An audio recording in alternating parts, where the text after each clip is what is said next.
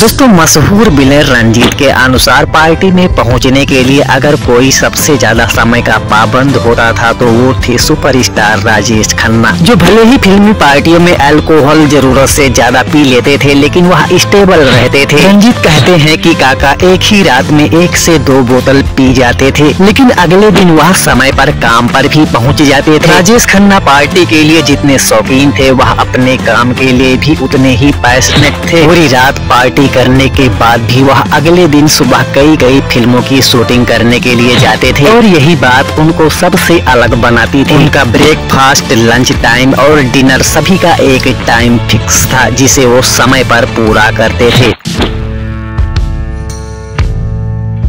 दोस्तों साल 1983 में आई फिल्म अवतार का प्रभाव लोगों पर इस कदर हुआ था कि इस फिल्म को देखने के बाद भारत में ऐसे कई बुजुर्ग दंपतियों ने अपना मालिकाना हक वापस ले लिया था, जिन्होंने अपनी संपत्ति का स्वामित्व अपने बच्चों को दे दिया था, क्योंकि उन्हें ऐसा डर सताने लगा था कि उनके बच्चे भी उनके साथ वही कर सकते हैं जो इस फिल्म में दिखाया गया है। दरअसल दोस्तों राजेश खन्ना और शबाना आजमी की इस फिल्म में दिखाया गया था कि बूढ़े होने के बाद आखिर बच्चे अपने माँ बाप के साथ कैसा बर्ताव करते हैं और कैसे वो अपनी जिंदगी से उन्हें निकाल देते हैं। दोस्तों इस फिल्म में अवतार किशन यानी कि राजेश खन्ना और राधा किशन यानी कि शबाना आजमी को उनके बच्चे उनके हाल पर छोड़ देते हैं। इसके बाद अवतार सफलता की नई ऊंचाइयों पर पहुंच जाते हैं, जिसके बाद बदलते रिश्तों की कहानी को दिखाया गया है।